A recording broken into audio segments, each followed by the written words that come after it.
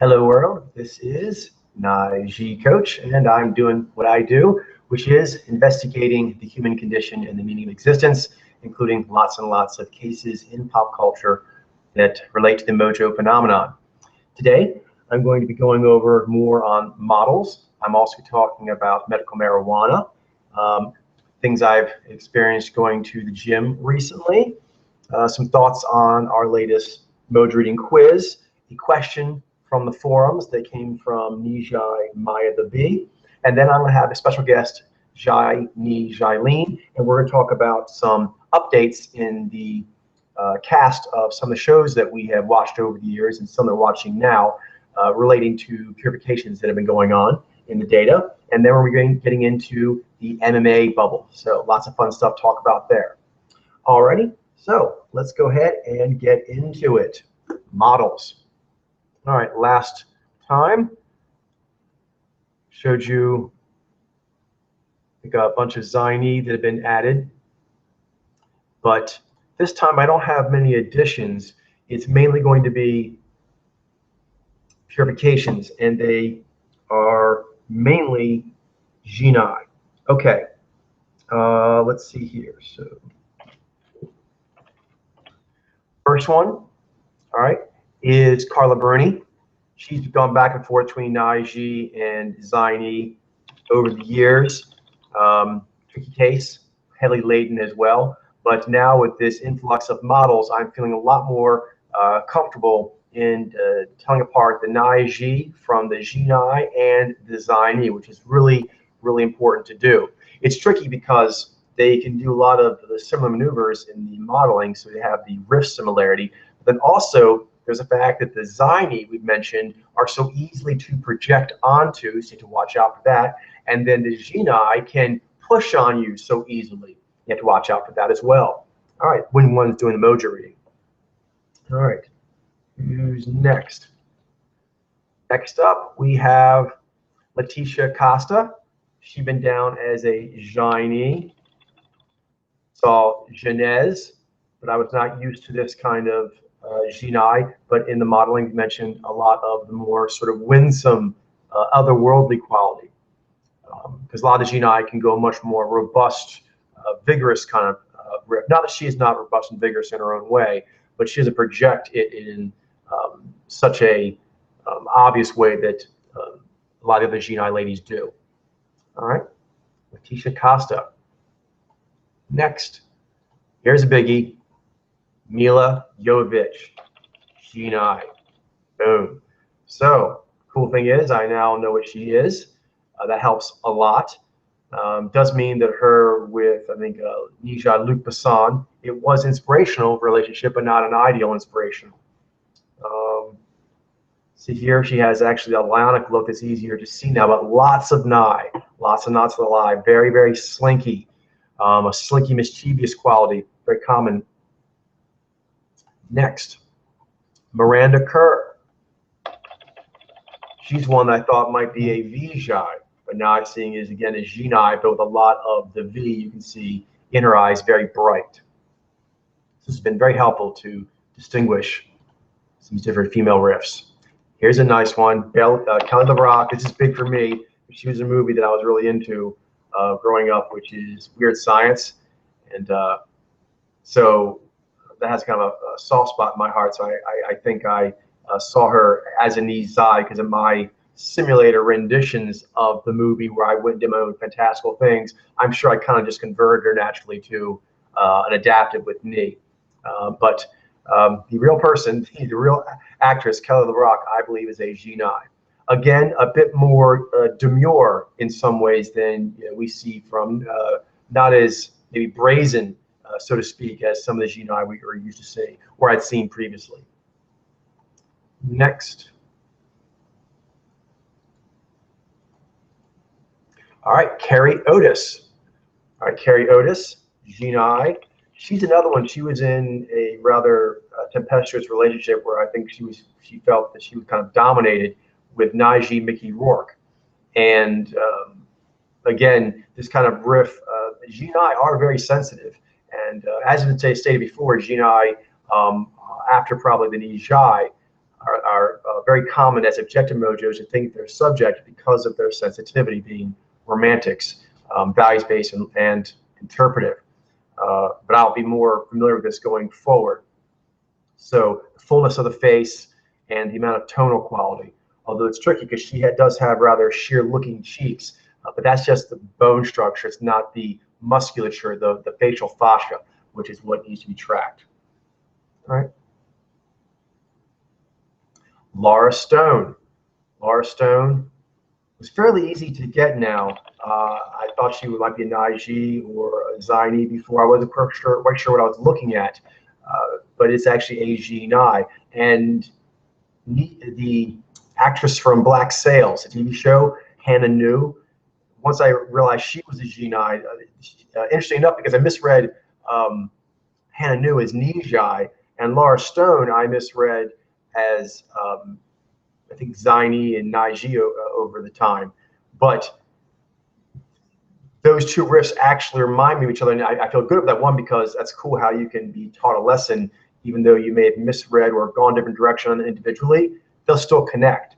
Even if you weren't making the connection, that connection will still be there, and boom, you can make it. And then I feel like I'm getting a much better understanding of what the Xailyyne lady is like, because now to me it's like, oh, it's so obvious. That's one thing. It does feel good. You feel silly afterwards, but it's cool that you're like, ah, that's a Xailyyne. Of course it's a Xailyyne. All right, who's next? A few more corrections here. This one's Xailyyne, Aletra Wiedemann. I had her as Xailyyne originally, but then I think I went to Naiji just because I lost confidence. I didn't have enough to bolster me. More data helps a lot, and so I've seen a lot of Xailyyne so far in the modeling bubble that remind me of her, and that helps out quite a bit. So now it seems rather obvious that she's a Xailyyne. I feel a lot better about that. And I like having something, these bubbles, and how many samples I've worked in these bubbles. So like any case I'm working on, there's the bubble or bubbles of career that they have. In her case, modeling.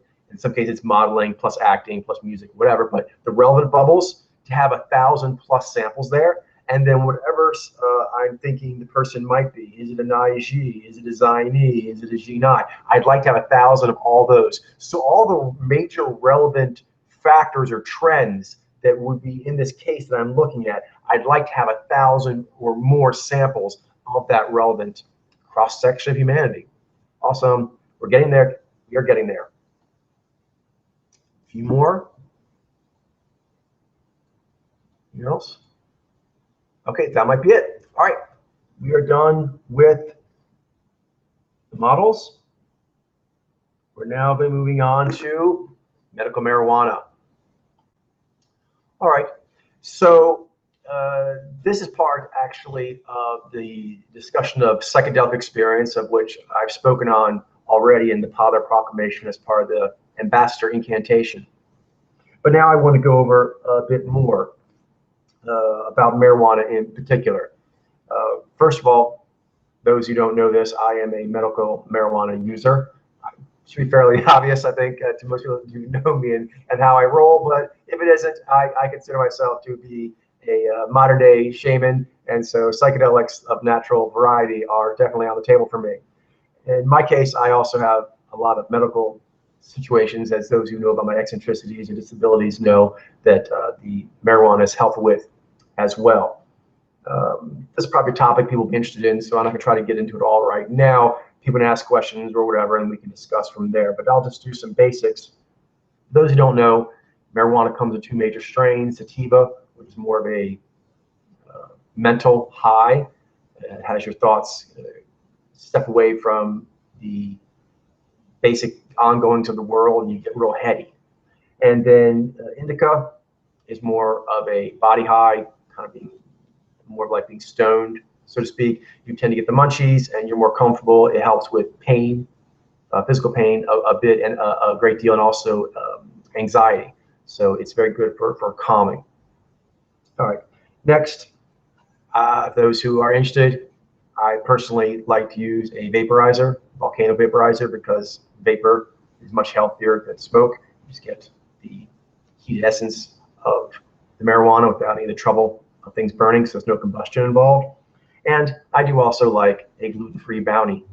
I do enjoy those as well. They are a different kind of experience. Sativa, vapor, indica vapor. So I'd say not vapor, I guess we're smoking as well. Sativa inhalation, indica inhalation are different, as I mentioned. And then also edibles are different. They're sometimes in a way deeper and more stonier than indica is. It's kind of like a lower, deeper frequency, so to speak. All right. Some things some people may wonder about, especially myself being the specimen I am in a variety of ways. I'm an interesting case, and so how it relates to me might be relevant to people.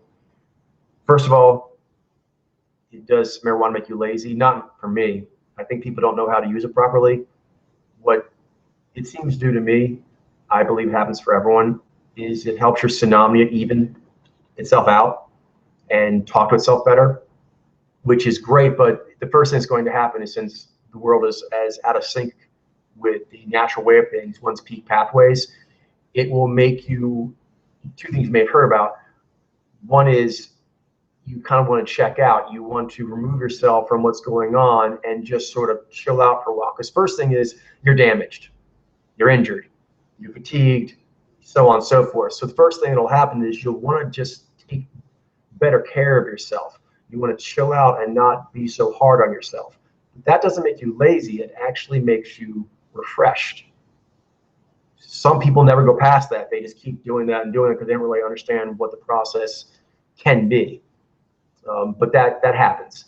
Then another thing is, because it makes you want to pull away from the natural ongoings of things, you feel weird about that and you can panic. You may hear people saying they have panic from the marijuana. Generally, it's a very pleasant experience, but occasionally there can be panic associated.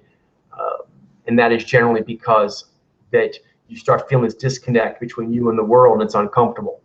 And so people generally go the route of not doing marijuana anymore when it happens, or they just keep getting high until it goes away. It'll recycle again in a few months or years or whatever, maybe never, but it'll still be there, just not up in the consciousness. But anytime you get really, really high, you're just waiting to float back up the surface again. So you can do that. A lot of people who get high a lot do it that way. I would recommend the best option, which is that you analyze why you feel that painful disconnect between what you are thinking about and what you are passionate about when you are in a psychedelic experience versus your day-to-day experience. Why is there such a disconnect? Analyze that and figure out what you want to do with that information. It's great for figuring out why you have seeming paradoxes, incongruities, feeling stretched in two different directions. You don't know why. You have like a, you're being pulled like a puppet. The herb, I call it the sacred herb. I generally don't call it marijuana. I'm just calling that so people know what I'm talking about. I call it herb. And when a lot of times I call it sacred herb because it helps you get in touch with my spirits. Now, which is why it's been in shamanic tradition for as long as it has. What else? Oh, back to laziness. Full circle. When you take the time out to get a little refreshed and just not be so overwhelmed, it's really hard to pull away because it's so insistent.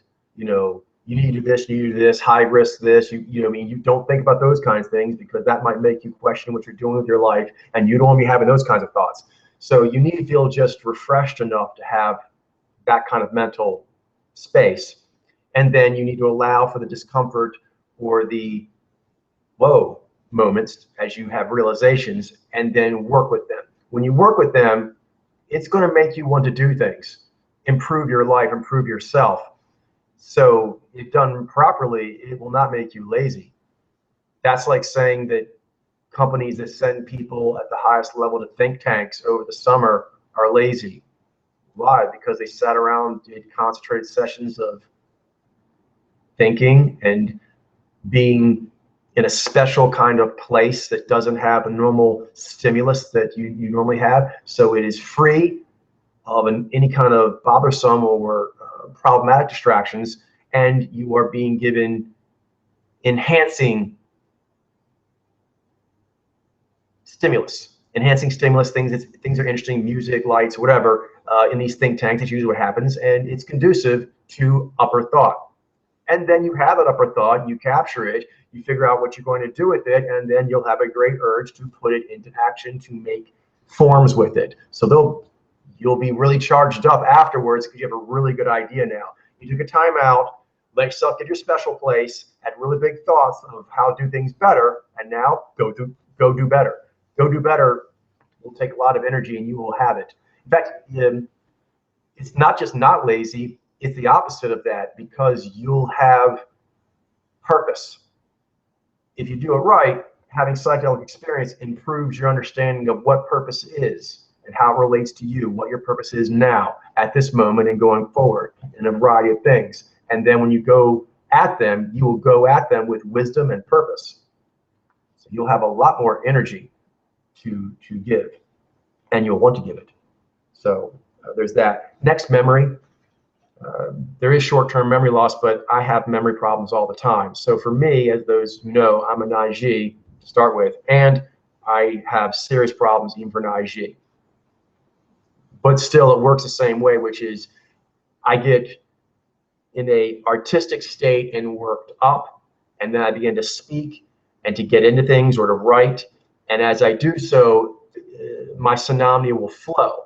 As it flows, there will be more eloquence, there will be more logic, there will be more details. So for me, the herb helps me to honor my peak pathway. So as a part of that, I get more memory drops. I think this is actually used in psychology, back before it was banned, psychiatry, psychology, you know, whatever, whichever one. But point is it was helpful in this way, and that it has short-term memory thing, but actually can help you with overall memory and long-term memory, because it allows for synaptic connections that maybe normally aren't as easy. And a big thing is it puts your psyche in that state of ease. And so you can relax enough to reach back further into more uncomfortable areas, or just further areas in your memory. So for me, I had to kind of get worked up, and then it gets just churned up from the bottom, and nuggets pop up. I get a lot more nuggets by using the herb on an ongoing basis. I don't think it's necessarily right for everyone to be doing all the time. I do think that from what I've seen of it, my personal experience, it's something that those who are going to get very shamanic with things probably are going to want to know more about than your average person does. I think everyone would benefit from doing it on a periodic basis as a part, at least of when you're having leisure, or you're really trying to ponder on what you want to do with your life. It can be very, very helpful in that regard. The same way going on a long walk can, or getting immersed in a 10-hour piece of music you really like and just allowing it to take you away for a while. You can really think about what you want to be doing with your life, what life means to you. It gives you that kind of experience, but in a more immediate way, in a more powerful way. But enhances all those things as well. What else? Okay, so there's laziness, there's the memory. So there is short-term memory, like I said, but actually overall can help your memory. For me, it does. A lot of times, as you guys know, I capture these memory nuggets on camera. It's because I'm able to get myself worked up. I don't need the herb to do that, but it's helpful, because it kind of like an athlete. If you want to do certain things, you may need to carb load, or you may want to protein load, or you may want to really superhydrate. Things of this nature, because it will enhance your performance. So in the case of tinkering with your psyche, self-tinkering with your psyche, it's very helpful, because it loosens you up, so it's not as painful and you don't injure yourself as much, and it naturally causes what tsunami does naturally, to talk to itself. So you have a lot of conversation. It kind of teaches you a bit how you're supposed to work. That's why, like I say, it should make you lazy or mess your memory overall. It should actually improve those things, because it's a timeout to do some deep diagnostics. Next, anxiety.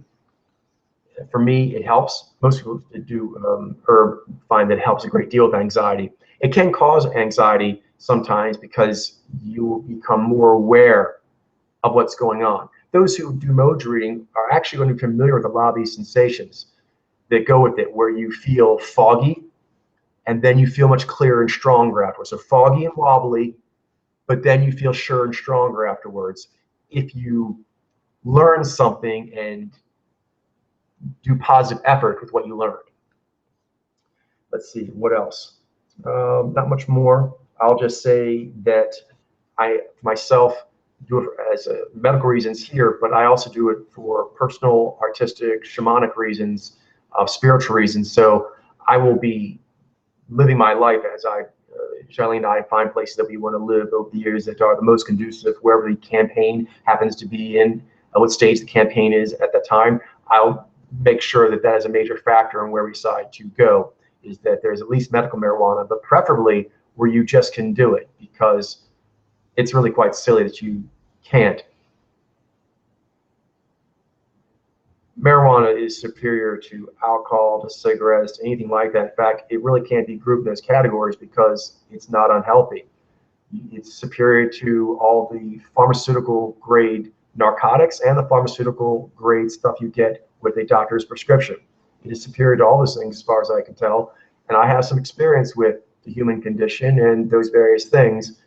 And it gets a really bad rap. The kind of bad rap that anyone's nigh should be like, why does it have that bad a rap, yet the reputation of those who use it is totally different? And yet we don't have any kind of trials the public can see to bridge between the radically different stories that are coming from those that have an agenda against it versus those that just use it with really no other agenda than they like using it. So I myself have been using it for well over 10 years, and I find it very, very helpful. It's helpful to stop for periods of time, and it's helpful to come at it from the right space. You want to have set and setting. Make sure you're in the best place you can be before you begin the experience. Make sure your surroundings are as conducive as possible.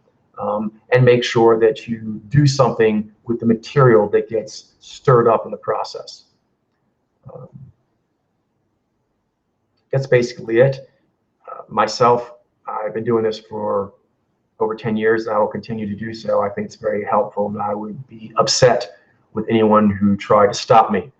They clearly don't know what they're doing, and they do not have my best intentions at heart. They are at best a well-meaning person that is deranged by brainwashing and fear. Because if you actually know what the experience is like, it is a very positive one. Humans are very lucky that this exists. On that, I've not tried mushrooms, but for me, I believe in doing things that are natural. So I don't like dealing with the alcohol or cigarettes, things like that, or any other kinds of drugs. But I do the marijuana, and I intend to do. I will feel that my life, like, oh, bummer if I do not get to try a special mushroom at least once in my life. So that's going to happen. So everyone should know that hasn't happened yet, but it will, and I look forward to it. I look forward to when I feel the time is right. My spirits will let me know when it's a good time for that. But I look forward to being at a place that I can do that. All right, I guess that's it for now. Next up, Tales from the Gym. So I've been going back to the gym as I get worked up to going out to the world. Whenever I start getting worked up to go out to the world, I start by, if I've stopped going to the grocery store, I start going back. That's what's really bad. Usually I'm going to the grocery store. That's the one thing I keep doing once a week. But then otherwise, I work up to going out to a walk to the park, where I don't talk to anyone, but I do get outside. And then if from there, the gym. So I've been going back to the gym, feeling good. So some things that I've been noting. I may have said these already, but I just keep noting this, I guess, which is that the poster they have for people who should join to be a part of the staff, they basically say, be upbeat, be personable. Be shy, apparently, because the people they have in the poster are be shy, both guys and girls, ironically. Now, at the actual counter, it's not exactly like that. Most of the people who work there at staff are be shy females, And the guys are a mix of, there are a couple of these Xai dudes, but then there's several Xi mojos. Xi Nai dudes, there's several of those. Xi Vai, Vai Xi, no Nai Xi, but there are Vai Xi, Xi Vai, and Xi Nai. Next is they've been having the poster up of get yourself into shape, and they change these up for the seasons. Get yourself in shape over winter, get yourself in shape for the summer, get yourself, they keep doing that, but they keep having generally Xai V, very fit Xai V in the posters. And then when I come in, there are usually these Xai females looking at the posters as in, aha, we do this program, and at the end of it, we'll look like that. Well, no, you'll look like, you know, very fit Xai, but you will never have the lines of a Xai V. That's just a whole other creature, really. That I think it's very helpful for people to know that. I may have mentioned it already, but I'll probably keep mentioning it because they keep doing it. They keep changing the poster seasonally, but it still has the Xai V ladies. Next, I was approached by, I think, an IG who said, "Are you the gym teacher I had from some school?" So interesting. I don't think I look super approachable, but I'm good to know that an IG thought I was approachable because he's like, "Hey," and I said, "No," and he's like, "Has anyone ever told you that?" Because you know that I couldn't end the conversation, but apparently he was, I don't know why he was feeling friendly, and he's like, "You should." He's like, "Has anyone ever told you that?" Like, no, I'm not from around here, and he's like, "Well, I've seen you around. I'll probably see you some more. My name is something." Forget it. Anyway, but he said his name, and I said my name back, and he's like, "Okay," and then he headed off. So I was happy that a Naiji thought I was approachable. So I was talking to Xailyyne about this. Is my way generally keeps most of the populace away. I've honed it over the years. I don't even mean to do it like on purpose. It just happens. Is that there's a certain niche of people that are like, "You look interesting and cool," and if I smile after they know, they're like, "Ah, I knew it. You're actually a cool guy." But most people leave me alone, which is great. But they did approach. I also find it amusing that I could be mistaken for a gym teacher. He said the gym teacher had a beard, but I'm like, still, like, you know what I mean? I'm not super physical. I mean, back in the day, I used to actually be quite good at submission and grappling, but I was known for great techniques, really strong-minded, things like that. I was also, you know, fast and coordinated and things like flexible, but this, no, that's not something I've ever been known for. So I'm like, okay, a gym teacher, sure.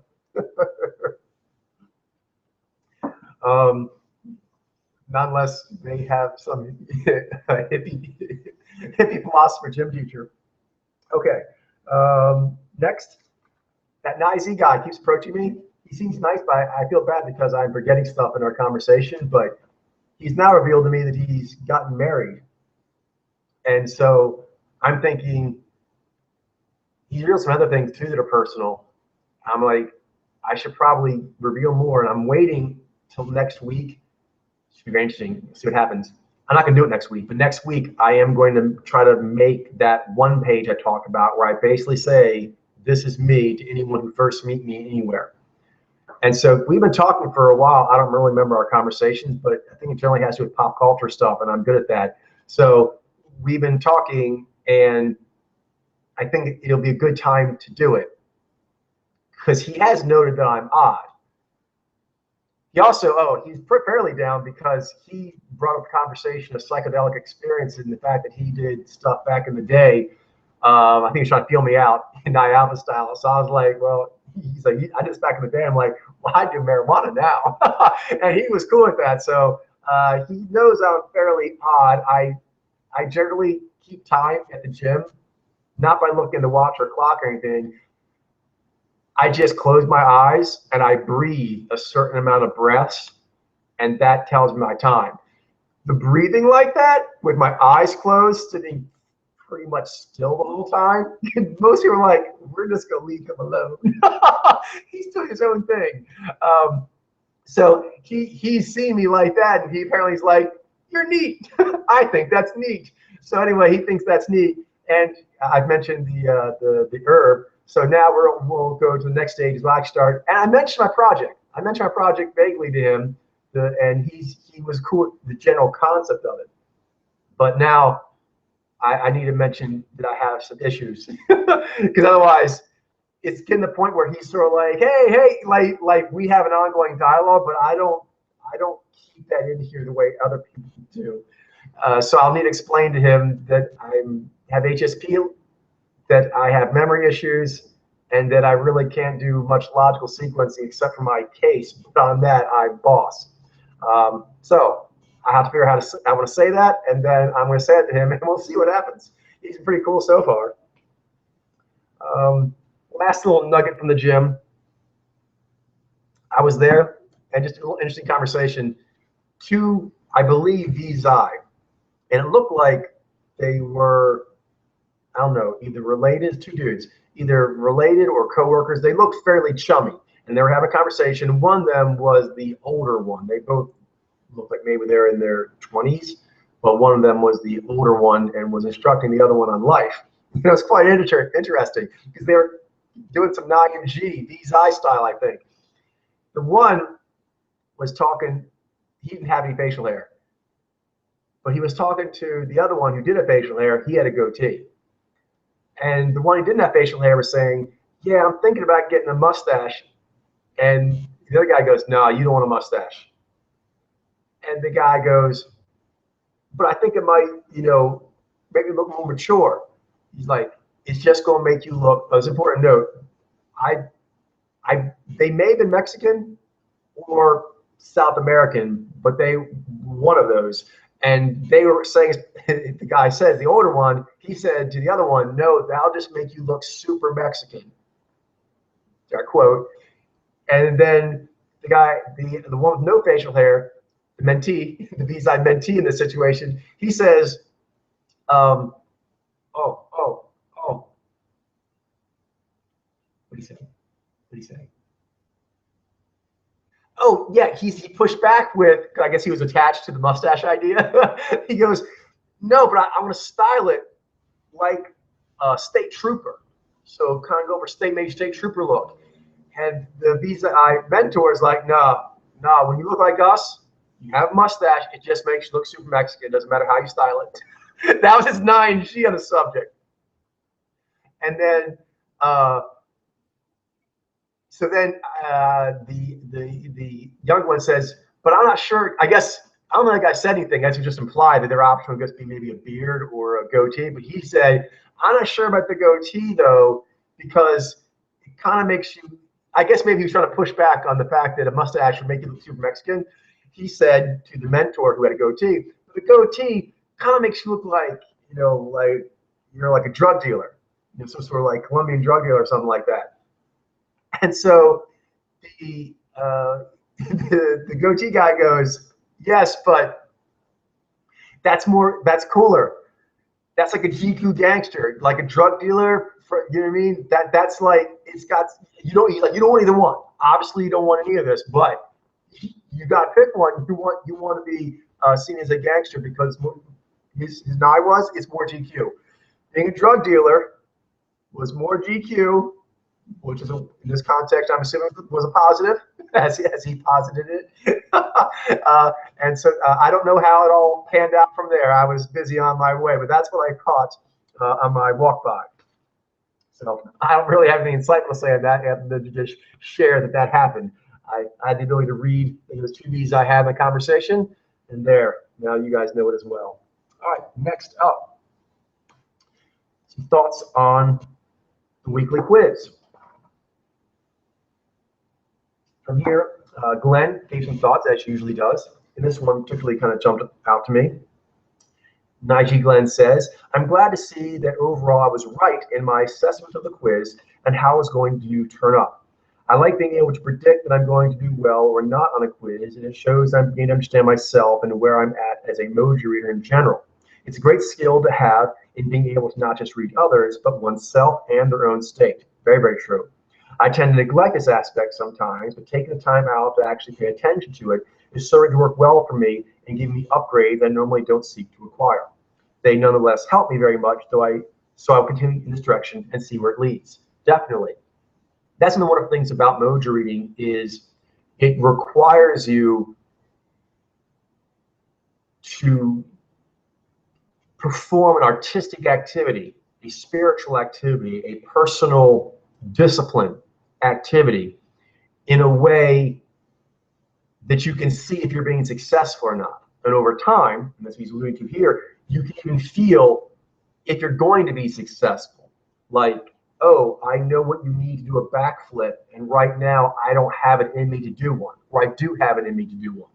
So it gives you something to hone in on where your state of mind is. And that's an invaluable lesson.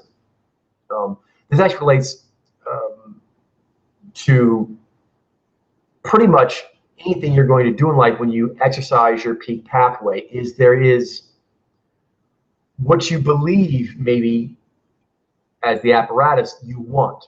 I want to study for this test. I want to talk to this person. I want to stay awake for this long. It can be anything, and you're like, I want to do these things. But that isn't necessarily what your peak pathway wants to do. And one must always remember that that's what you need to do. Mojo reading is a great discipline to teach you if you are one with the force. Because if you're not, the lightsaber won't work so well. And so you can feel like I'm flowing with it. I'm flowing with natural law. I'm observing it, letting it be one with me, or I'm not. And then also, if you are doing it well, you're like, okay, I'm doing that, but I'm fatigued. I need to take a moment now and to process that. Take an hour, take days, whatever, to let myself recover to where I'm able to do that activity again. So it's really wonderful in that capacity. But you can use other activities in life, but I think mojo reading is probably one of the best as far as, am I able to come to terms? Like quasi-state is basically what you need to do in any seeker situation. You need to get to a position of detached interest where you can look at something with all the power that natural law gives you to observe something, to scrutinize the obvious, while not being moved by what the obvious thing you're scrutinizing ends up being. So, good stuff. Alrighty, let's see. Next up, a form question from Maya the Bee. She asks, this is regarding the Xailyyne reluctance to self-divulge, that Xailyyne can, as a pattern of being, be withdrawn, by which I don't mean socially shy, but more like being absent-minded, often being unable or uninterested in sharing what they're thinking about in the moment, in their own world, having trouble articulating in words what's going on in their minds. Of course, all Nez Alpha are absent-minded to some degree, speaking from experience. Ni is often eager to share, even to the point of overdoing it, while Nai tends to be the opposite. I've also noticed that some Xailyyne can be a bit anxious talking in public or interviewing strangers. There can be an anxious assumption the other person or people are judging them harshly, even that's not the case. Why is this? Bruno and Mitchell did a good job already talking about the secrecy. So there is a just reluctance to reveal, almost like a pain in bringing it out into the light. And then Mitchell highlighted that a lot of times the harsh judgment is in the Xaillyne's own ability to express what they feel they need to express from their worldview, and that they are maybe being inadequate to the task. And that makes them nervous, scared of the judgment of others, to confirm or deny that. But really, like Mitchell said, it comes from yourself. But the other person can be a thing in the world, a signal of whether or not you are being successful. But then if they tell you that you are, it's very, very validating and can help draw them out. All right, I'll just add some thoughts on top of that that can make it nervous. One is that it's amorphous and circuitous. And so as a directive, Xailyyne have a directive ego. They have a directive pride, but they go about their directive ways different than the other ones do. And a lot of people don't understand or misinterpret it. And there's an anxiety about that. There's an anxiety that the circuitous route will be seen as weak, inefficient, not going to arrive there, or often that it's adaptive. or beta. There's a lot of ways it can be misinterpreted. This, when I say amorphous, I don't mean amorphous in the all-at-once approach that the right psyche powers have. I'm talking about it's amorphous like a puzzle that you're building, and you have to keep bringing in more pieces. So what the puzzle actually is, as far as how many pieces is, keeps changing. You're getting more pieces constantly, and then you keep changing little sections of it. You think you might know what it is. So that process can seem very yin, but it's not. There's a great concern or anxiety, I guess the right word for it, that it'll be misinterpreted as weak or wrong. And that comes from the fact that it looks circuitous, but it is actually going somewhere. But the Naiji may not be able to take a direct route. They have to feel the route out. A lot of times Naiji will use writing or talking to themselves to do it because they don't like doing another person. They don't like seeing how they lean one way, lean another way, are kind of sniffing in the air for something. We generally like to find stuff and then reverse engineer, story tell how we did it. Talking about a hunt while it's still actively going on, very challenging. That's probably what you're mentioning a lot, Mai, when these people are lost in their thoughts. They're working a case. The case is active. And they don't want to give things away too soon. They don't want to prejudice the audience. They don't want to overly commit. They're going around the bend like this because that's the way the circuitous route goes. You're like, oh, so this is where the story's going. No, story ended up being over here. It just went like this, up, down, over, and then ended there. But I didn't know that yet. Me is best for doing it. That's why Nijai are well suited to being able to speak this dialogue if there's trust and health and understanding on all sides between all the Nijais in the equation. But is that the sureness of Nai is that as you're going here and down and up and whatever, the scent of natural law truth is getting stronger in your nose. That's where the confidence comes from.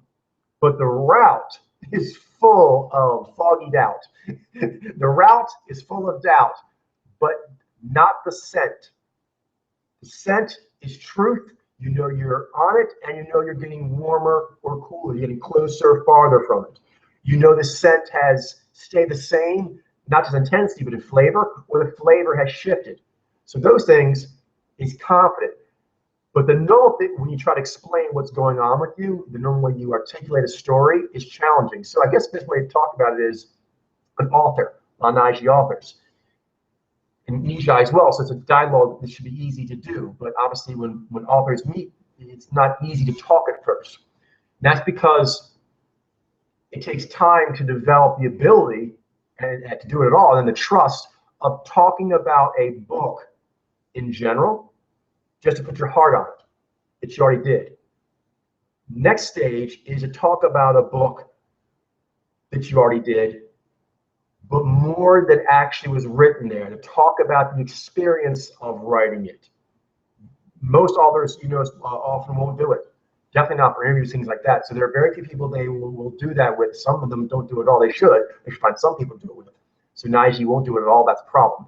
But it's okay to not want to do it with a lot of people. And even with the few people you do, that there's like a bit of a ritual to coaxing it out. So if you met an author, Naiji author, and you like their headspace and you want to have more of it, first is get them to just talk about the book that you liked and get them to own that that's them. That's them coming out and saying, I'm here. We mentioned for Naiji, that's the whole thing. So even to just walk, it's like sometimes you would occasionally when they have their own work quoted to them in an interview. It's weird. But I'm a Naiji, it's true. It's like, oh, I did say that. So actually just having someone say, so you said this and this, yes. So you believe this and this? Yes. Would you then maybe find this subject to be here or maybe over here? I was thinking probably like this, but I don't know. It would be that one. That right there is like very revealing for an IG. And that's on work that they already put out. So next is asking about what does the work mean beyond that. That's the next level. And then beyond that, and this is what you're talking about, to understand how deep it is for an IG to go here, is to talk about a book in progress, the plot, the characters, to actually say that. Generally, there's going to want to be not wanting to be a spoiler alert. You want to spoil what ends up being the story. So all the surprises, you want to spoil the surprises. You also don't want to say necessarily how you're going to do this character, because you're really not quite sure until you get to that chapter. You know that chapter, that character is going to be experiencing something, but you're not sure exactly how you're going to do it, and you don't want to lock yourself in by saying it to someone. So they have it in their head. They now know, and they'll note in the future if you actually kept what you were going to do or not. So a lot of times, IG like to keep their predictions vague, so it's easier to hit them. You should actually have specific things. You actually be really predicting things and not just being whippy. And then you should have people that you can explain what you're doing. But it's a process. There's trust involved. What else? As there's a circuitous angle. Another one that's similar but a little different, so I'll mention it, is Nye doesn't move forward like this. It moves forward like bop, bop, bop, step back, bop, bop, bop, tiptoe left, bop, bop, bop. It does this way, and then as it gets to certain points, it leaps forward. So if you were to actually see Vi and Nye progress, they're both equally powerful as worldviews, but the progress of Nye is going to look like Vi goes boom, boom, boom, boom, boom, boom, boom, boom, boom. Nye's like doing squiggly weird warp drive. Squiggly weird warp drive. It keeps, that's how it operates, but it is a worldview that keeps pace in its own way. As a part of that, there's a fear of that being misinterpreted, because for Nye, the way it works cases is it puts things up on the board, and it's like, okay, let's imagine, or I'm currently going to imagine that the killer is so-and-so. That would make this, and this constellating. Interesting. Let me think about that. Okay, what if she's the killer? That make this. Okay, so Nye does a lot of that. And each one the similarities like there's something there, do more with that, whatever. Nye have the concern that when you say where you are the simulator, that will be overly locked onto.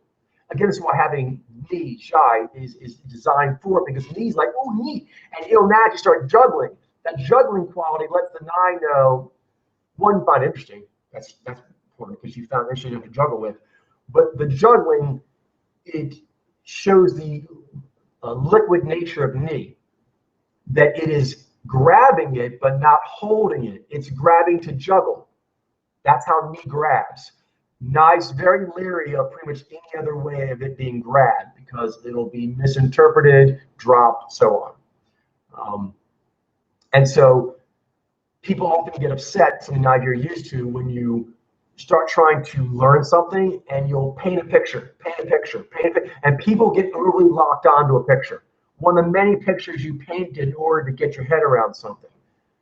So a lot of times when you're painting a picture, you're like, how's this going? There's a nervousness of how it'll be interpreted.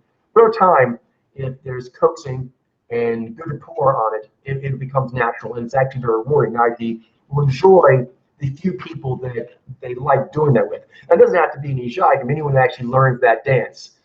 Certain mojos have an easier time learning that dance, but that's how Naiji come out. For example, Vaiji and Vijay have a similar dance that they do as well. It's different on the circuitous thing, but it shares that, like journalists, it's gathering information, and the story that broke on Monday was Monday's story. It doesn't mean it's the story, whether the journalists thought that that was the story, that everything was locked in on that. It meant that that was the information for Monday. Tuesday information will expand the story, so Wednesday, Thursday, Friday, and ongoing. And Vaiji are perceivers, and so they are constantly updating. So Vaiji, although not the same way as Nye, they also are quite secretive. And they will wait to release certain information because they're afraid of how the public's going to freak out about the story, getting the data in that way. Because really, just data that's being gained. But OGS hunters know this. How and when, the time, the place, and who you say it to will radically change how the story comes across. So there's a, now it can be overdone, that's a problem. But there is a proper feeling of responsibility of shepherding the data. Like for myself, I waited for quite a while before I showed the data to the public because I didn't want to throw people off too much. I knew there's still purifications that would need to happen. I weighed how much more do I need to purify and won't that be going on forever versus people need this story.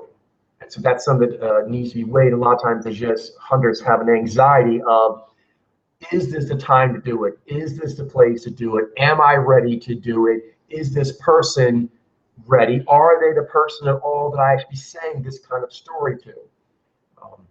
So again, both the Diaz gatherers are the best at coaxing people out. And they do that gift for the entire tribe.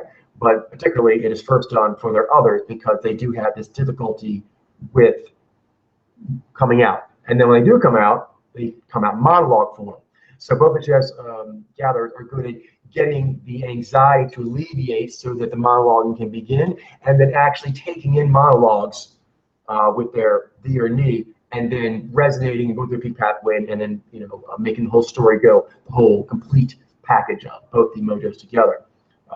But that part, coaxing and then drinking, those are two things that are necessary for Diaz hunters to do their particular kind of G expression, which, as you're mentioning, is going to be heavily related to what's on their mind, their worldview, what cases they're working on.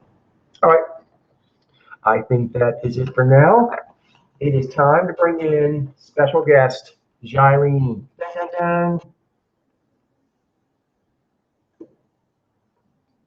All righty, so she has got herself set. I think she's going to be clicking some buttons and being on here in a second.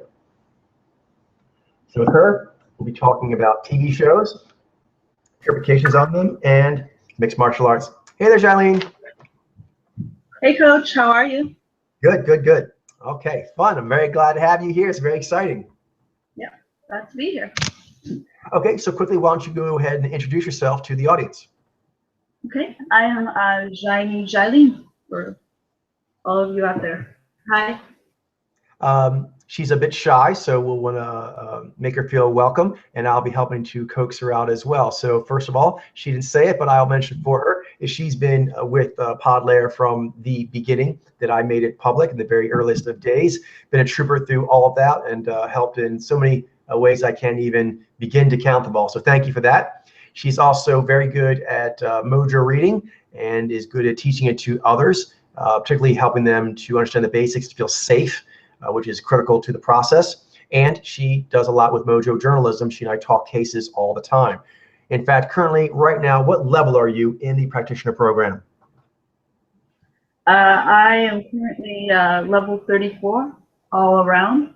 Level 10 in yeah, it breaks down as level 10 in mojo reading, level 4 for vlog voicing, level 3 for outreach ops, level 10 for media productions, level 7 for bubble building. I don't have it all memorized yet. Oh, that's fine. That's fine. And because you know, you're leveling right up behind me, so you're leveling so fast that it'd be hard to memorize them because you keep changing the numbers, and good for you. Right. We're going to make sure that we lead by example here, and we want to be leveling all the time. I mentioned last time about the leveling I'll be doing, so I'll just mention quickly with yourself. Do you want to kind of tell the leveling plans you have going on, or do you want me to say that? Well, I mean, I'm actively working on the ebook.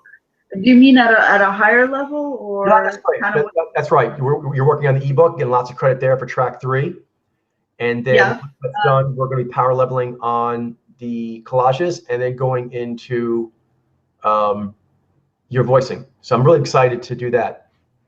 Yeah. Yep. So and later on they'll be going over the question Q&A. Yep. For level up. Track 2. And we're going to go to the field, you and I, in a few weeks, we're going to start going out to various themed events, and that's going to get track 4 of. So we're going to be just leveling. Nice. That's right. All right, so let's go ahead and get into our first thing, which is I want to talk to you about some updates to TV shows. Are you ready? I am ready. Okay. So first one here is Northern Exposure. Northern Exposure. Interesting. Did you ever see Northern Exposure, Xailyyne?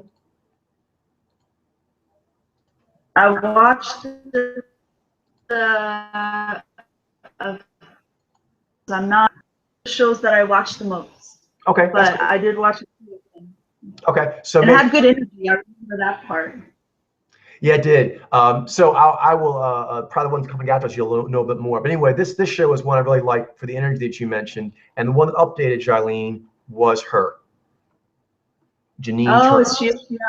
Gina. I had her down as Nijai. Really wanted her to be Nijai.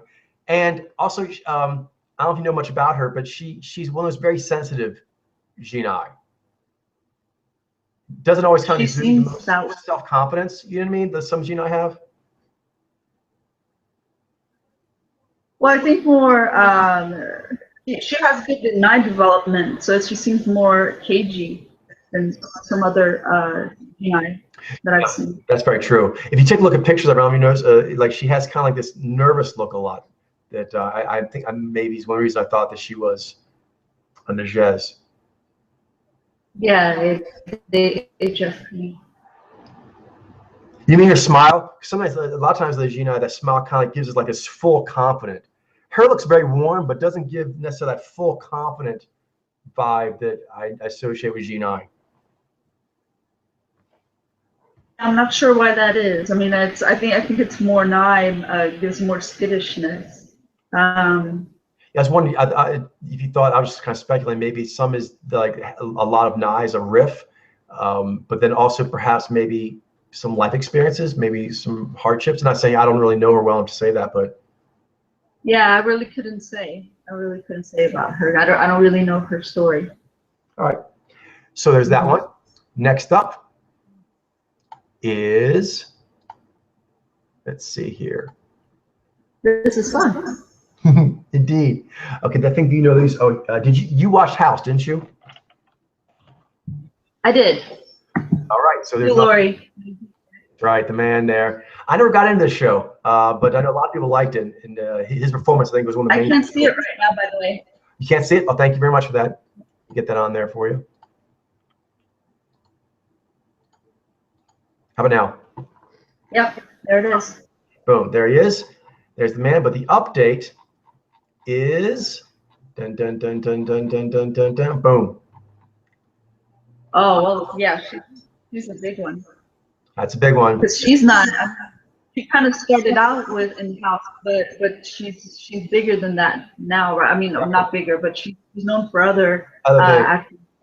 Yeah, I didn't even realize she was on House. I'm curious. Can you see now the fullness? Yeah, she has a that brown face, kind of lionic. Yeah, the brighter eyes. She's real sweet. Yeah, now looking back at it, it seems so obvious. It does, but it helps so much to have the more samples to look at. It does, because now her eyes, like, you really see that they're out. They're right there, and then she's more. She has this whole helmet of Karen. Yeah, I know that the helmet thing is so obvious now, but lack of samples, and she has a lot of Nye, very slinky. Yeah. Yep. And she's with Nizai. Yeah, interesting. Yeah, we knew it wasn't ideal inspirational even before we thought she might be an IG. All right, you ready for another one? I am ready. It's fun. All right, next up is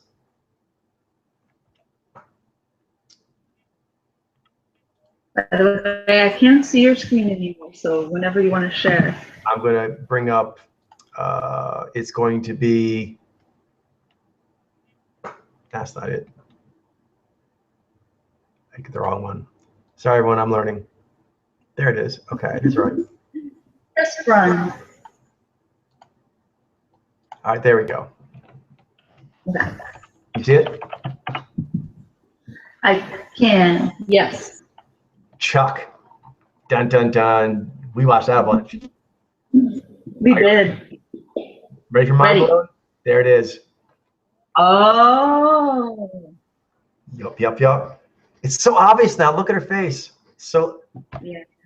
did not have it. It comes out the G lips and like her eyes are out and that helmet again, that helmet of caring right there. It's very helpful. Now it's off. Yeah. Cause I saw interpretive and objective and G. I thought it was maybe Cheshire Cat, but now I have those other samples to rip off. Like, no, that's full face.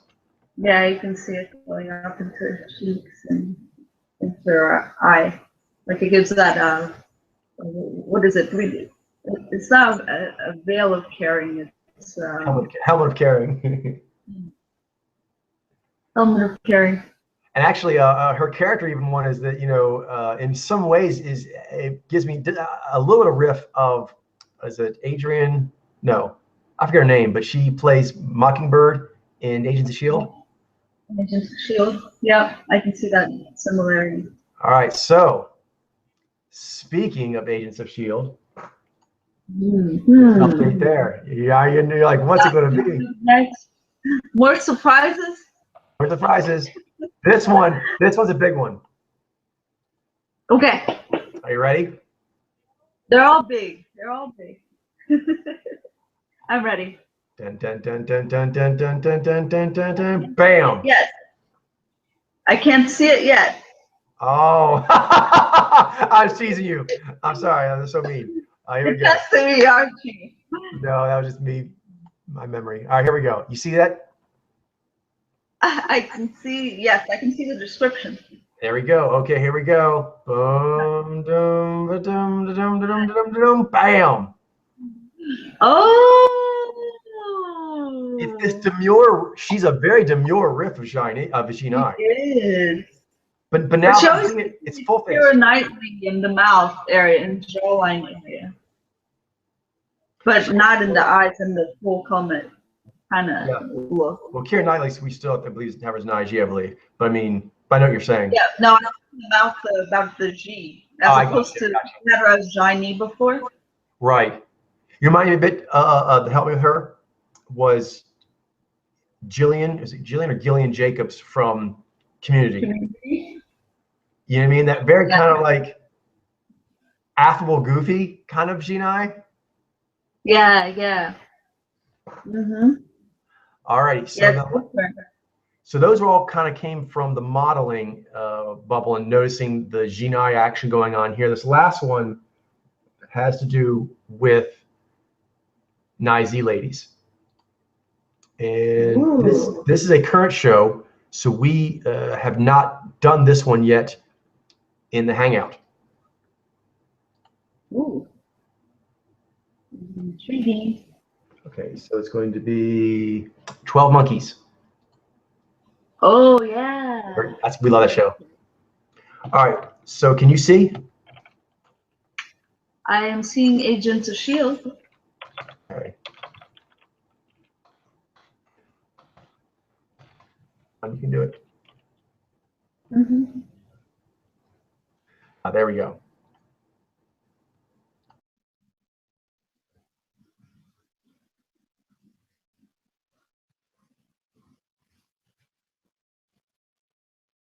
We seem to have lost Coach.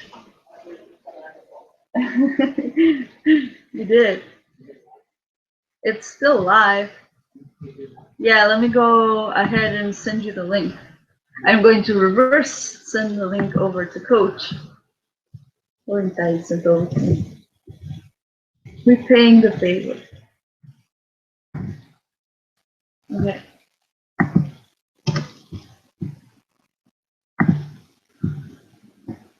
Okay, just emailed you the link.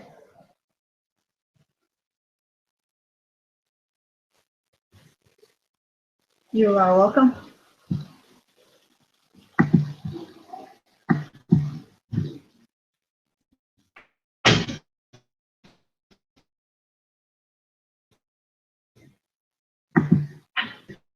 Turn. We can get into the. I'm Hey, back. Coach. Yay. Sorry about that. All right, let's try this again. Okay. You're gonna screen share with us. There, you see it? 12 monkeys? I see it. Oh, I see Agent Carter. Not 12 months. Now. I'll get it.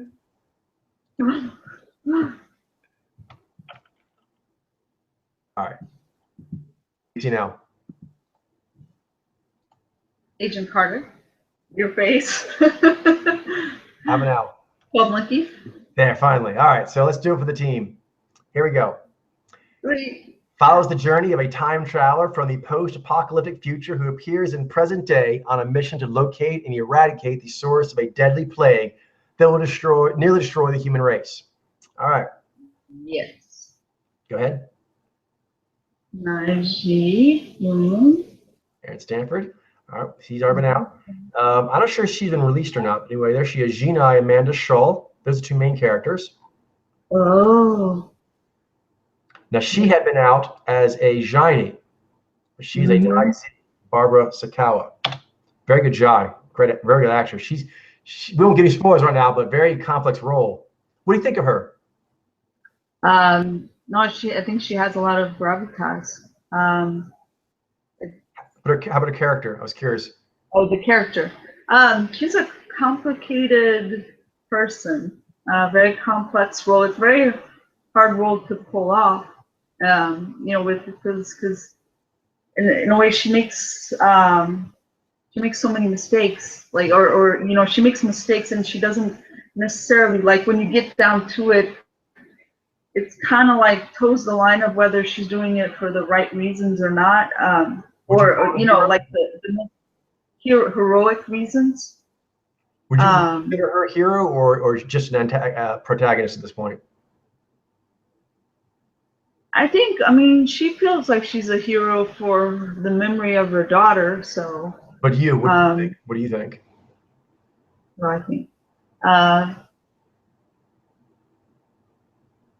Because you've seen a lot of her actions. Well, she's certainly. Yeah.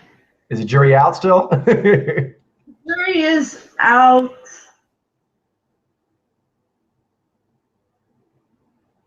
I think she's she has a warped sense of heroism right now as I see it. So yeah, the jury's still out. But you say she's not yet a hero. No, I think some of the things she's done are very questionable as to whether they're really for the greater good or not. Gotcha. And I think what makes you a true hero is if you're doing something for the greater good. Well said. All right, next up, Xailyyne Kirk Acevedo. We like him. Mm-hmm. All right, this guy's new. Take it away. Oh, okay. So Xailyyne Noah Bean as Aaron Marker. He plays the fiance of the Xailyyne female protagonist, Amanda Shull, plays Dr. Cassandra Riley, and so they're engaged and they're in love, and that's when she's sort of oblivious to what else is going out there, but then when the guy, I'm bad at describing it's okay. At describing these shows, but basically when the you'll get too much weight. The guy travels back into space or travels back into time, and she meets with him. She has sort of like a change happens when she has this break in reality, I guess, in the reality that she knows. And so then her and this current fiance, they split up. And she's kind of got energy, main character as far as the story chemistry. Yeah. That's interesting. There's quite a few of those shows. There's this one with him and her, and then there's that Sleepy Hollow has it as well, and it turns out that Chuck did too. Yeah, the Naiji male, Xailyyne female pairing. That's we see that so much in real. No, but you do, yeah, but in the casting, Like, you're right. It doesn't have too much in real life. Samples. Did you know, ritual, some sort of scripted ritual that's filling some sort of purpose, but it doesn't happen so much in real life. So yeah. interesting. Another one here is Emily Hampshire. She been read a while back as Nizai, but she's actually Nizi. She does a great crazy. Yeah. And this guy here, he has never been out before, so he's a new release. This is Xailyyne. Yeah. Him. Shiny. He's new. Great. I don't remember him. Do you remember him? Who is he? Murray Fur. Who is he? I'm not sure. Yeah. Not ringing a bell. Anyway, good. Thank you, IMDb. Thank you, IMDb. I want to get her. She keeps showing up in like dreams or something, or visions. I don't know, but I don't know what she is. Yeah, it's There's very little media on her out there, like in images, but we'll keep looking. Maybe we'll pay attention watching the show. I think we may have to read her watching the show, because there's like nothing else out there. Yeah, and those are tougher. Yeah. Well, longer. This is also a new reveal. Nice. Because we have so few of those. He's an antagonist, and he plays it well. He does. Nijai there. Classic Nizi. And Nizi. Boom. All right.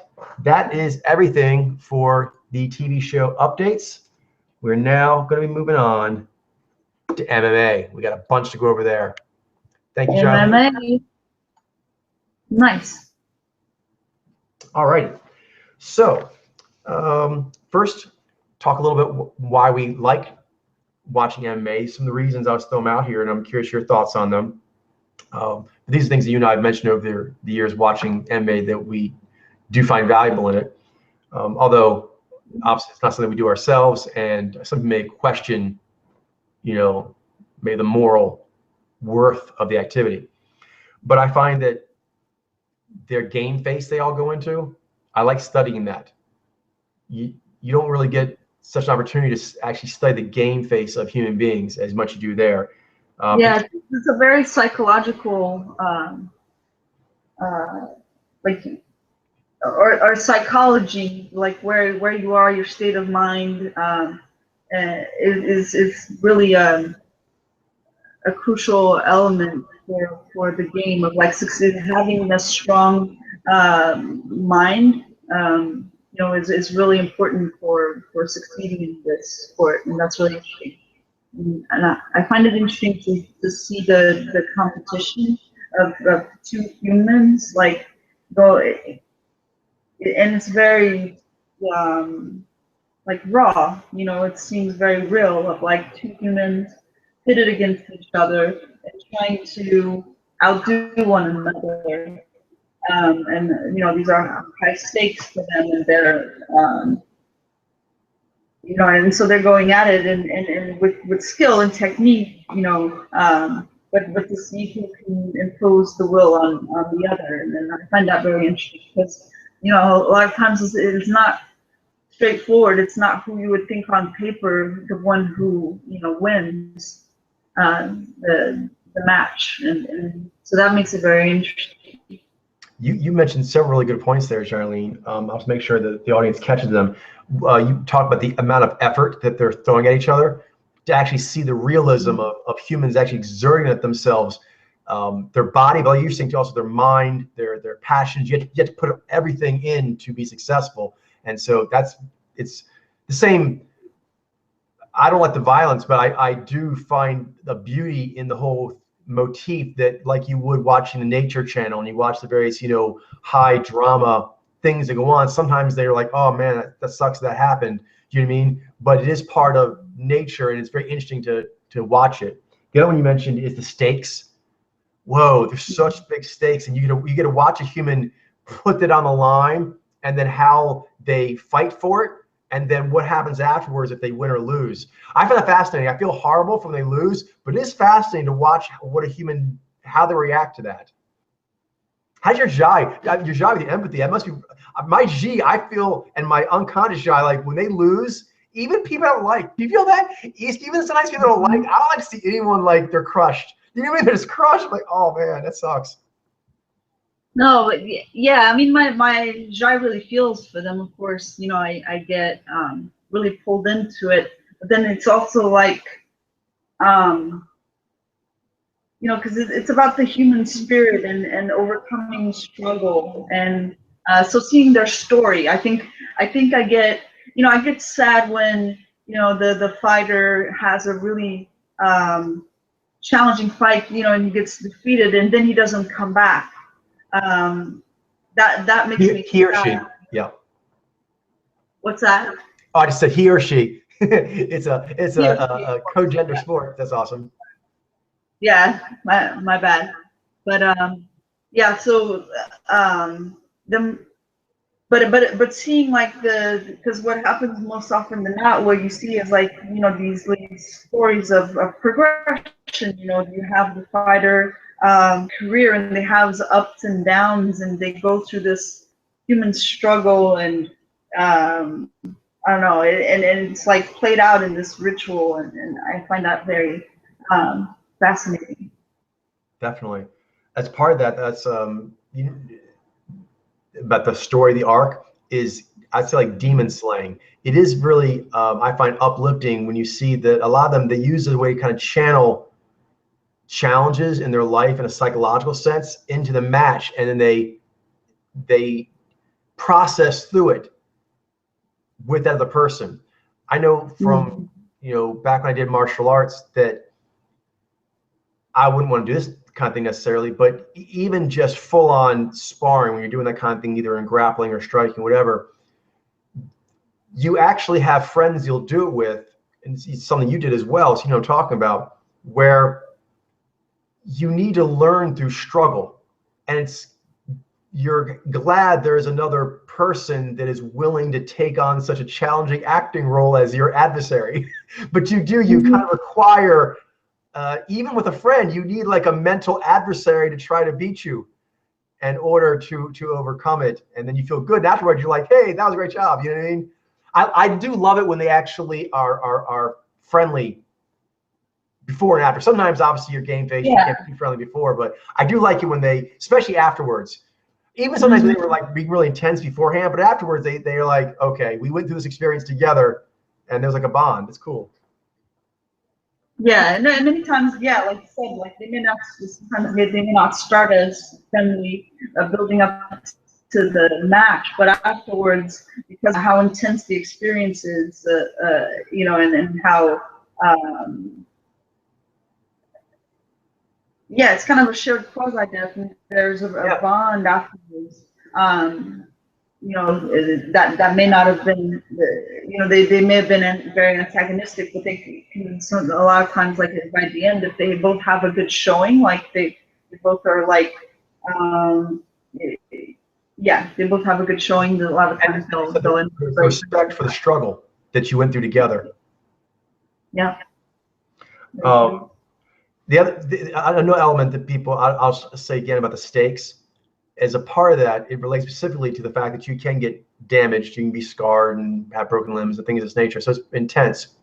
However, you can say the same thing happens in surfing, in mountain climbing, in a lot of sports. There's just a lot of inherent physical danger in it. So to me, the two elements I think people have the most problem with is the antagonism of spirit between the two competitors. But like we just said, like you do need to have an adversary in chess and all kinds in order to make you better. So I don't think that's an issue. The other one is the physical harm, just the violence of it. But really, as you know from the stuff we like to watch, Xailyyne, Bering Sea Gold and Naked and Afraid, there are certain humans that sometimes they're going to want to do activities where you push yourself to a dangerous degree. And if everyone's willing, I don't think you should get in the way of someone doing a ritual they think will help them peak. If they're willing to take the risk and the other people involved are willing to take the risks. Yeah, and they're consenting adults. They can make those choices for themselves in an educated way. Yeah. Then it should be their right to do it. Because like I know something you and I talk about as well as like different shamanic traditions. We kind of find that fascinating, particularly the angle of the seer and the healer, which is in almost all shamanic traditions, is that in the sort of rituals to go to altered states, besides psychedelics, which I've mentioned before, there is often endurance things to help alter your state, long walks, not eating. But another one specifically, besides psychedelics and besides endurance or long duration things, is trauma. A particular kind of like rituals. There's a lot of these rituals where they'll do things where it's supposed to, I think, make you unnerved. It's supposed to break some kind of barrier where you're like, there's a safety net. Like, I won't do that. So all kinds of tribes will do things where they put needles through themselves or whatever, different things. And you may say like, okay, that's silly. Maybe that to other people, but every culture kind of has these activities where you test the limits of pain. And they may be necessary for some humans sometimes, although obviously you'd want to have some sort of safety net, I don't know, what I mean, like hygiene and medical care or whatever. You want to just do it, whatever. But I don't think it's just all just because of the physical danger thing. Agreed. Oh, the other thing we talked about is the amount of directives. Amount of directives in MMA. Yeah. So it's from what we've seen, it's not in males and females. Has been only about a handful of adaptive, so it's much smaller proportional to the amount of directives in the sport, which it's very interesting. So it's like, but even there, there's sports the ritualized nature of it, the ritualized competition. But are there adaptives? I mean, there are adaptives in other types of sports, but are there in the type of combat sports? It does tend to be more directive heavy in general, like race car driving and football and things of that nature. There are more. The one notable thing is the ad prax, the Xailyyne, Xailyyne. They show up strong in several sports, but it is tend to be more directive. But I don't think any sport has the amount or spectrum of them that MMA does. For one in particular that I'll be working with you a lot this year as we get more deep into MMA, is it has all the directives, but it is weighted more heavily towards G. All four of the G. I don't know any other bubble that has all four G mojos that prominent. It's a great opportunity to really tell the difference between the G. Yeah, that's it's really interesting because I mean maybe American football approximates that the most. Yeah, you're probably right. But not quite, because the Vaigi, there aren't as many Vaigi in football, are there? No, there aren't. Yeah, which is interesting because they're Vaigi. Vaigi don't tend to be found there as much. Also, something else in football, which you and I are getting to as well, because we want to look into the G alpha there, but is that there's more specialization in function. So those mojos are there, but if you look at kickers are almost all Vaigi. If you look at quarterbacks, there's more mojos, but not as many as football in general. If you look at this in quarterbacks, if you look at tacklers, if you look at runners, there's like a portion that shows in football in general. Each of the positions, there's a smaller cluster that tends to be there. Whereas in MMA, since it's an individual sport, it's literally all 8 directives doing the same position. I mean, they occupy the same sport position. That's kind of neat. Yeah, that is really interesting. Because they had to basically solve the same hurdles. A tackler, which there's a lot of VZI tacklers, for example, and there's a lot of VIZ kickers. But kickers and tacklers had to solve very different problems. But it's really interesting. But in MMA, you basically have the same problem. Another person has a lot of these different skills, and you have to like get them.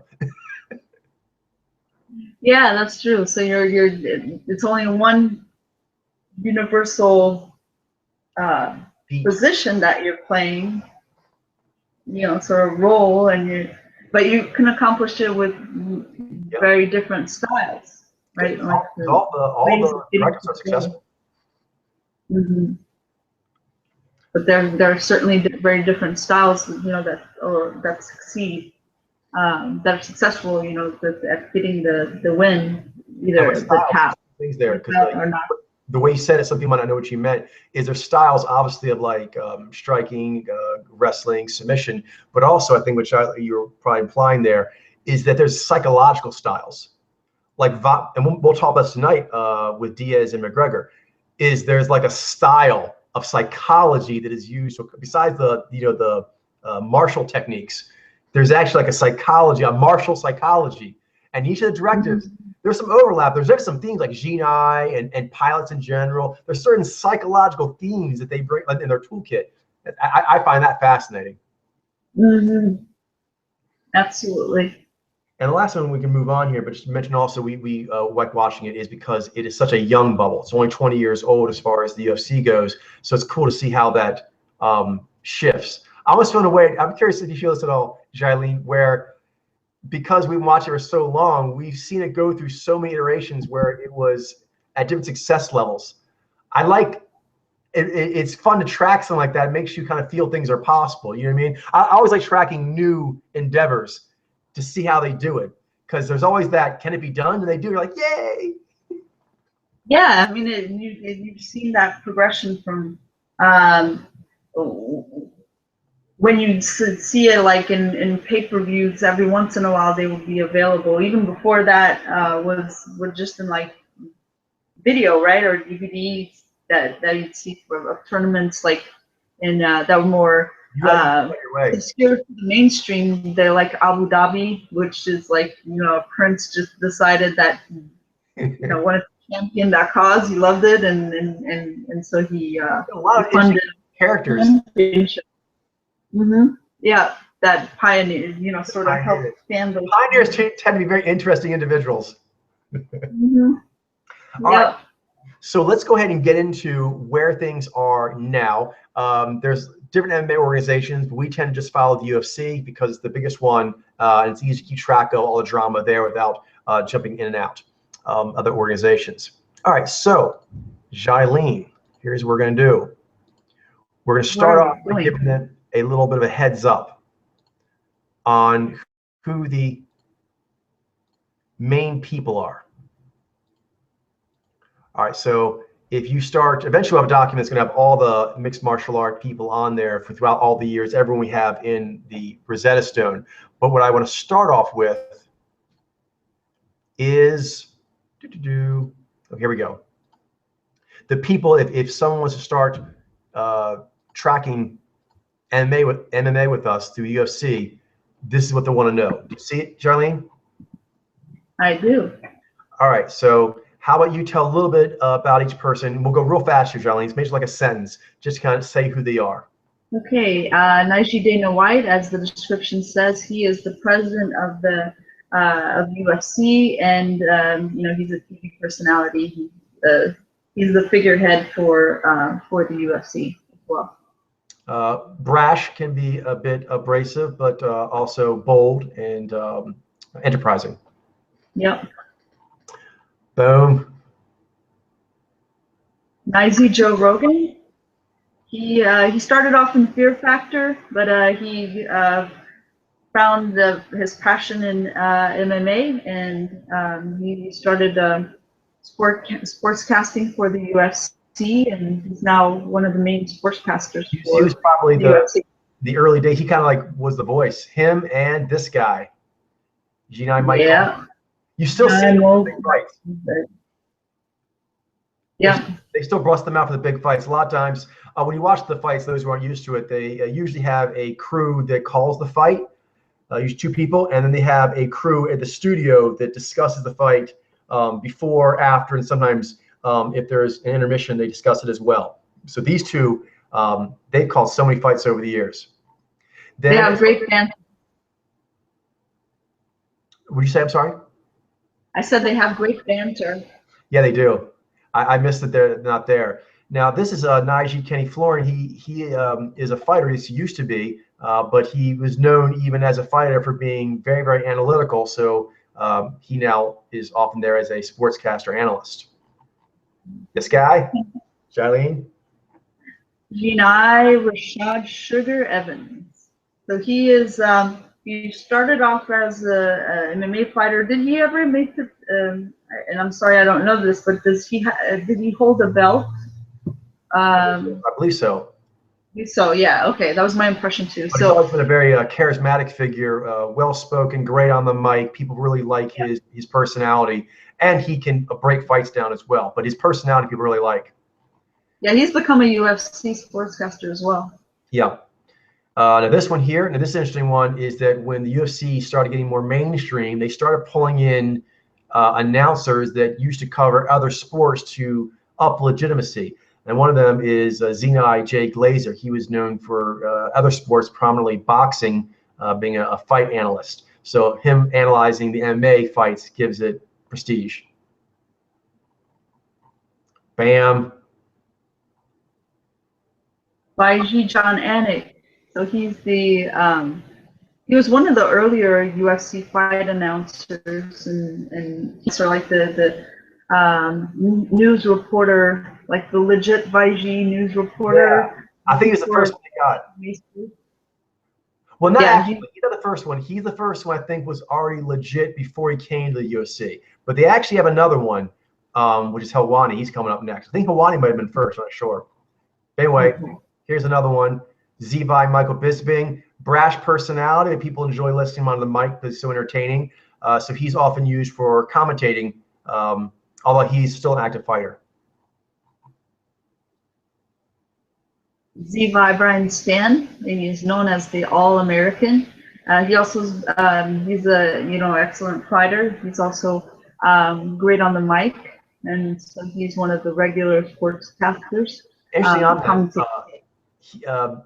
A lot of people like him on the mic, but it's interesting. His style is very kind of like matter of fact, which I think there's demographically really grooves on him. But I noticed that some people don't like his sort of just practical delivery. Yeah, I'm myself a fan of it.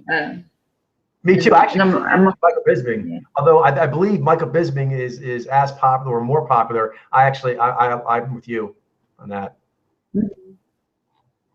Now here's an interesting one. Xailyyne. Yep, Xailyyne Carey Bryant. Another fighter that is currently fighting. He's actually the champion, Daniel Cormier, but he is also a frequent commentator, so you'll see him a lot in studio.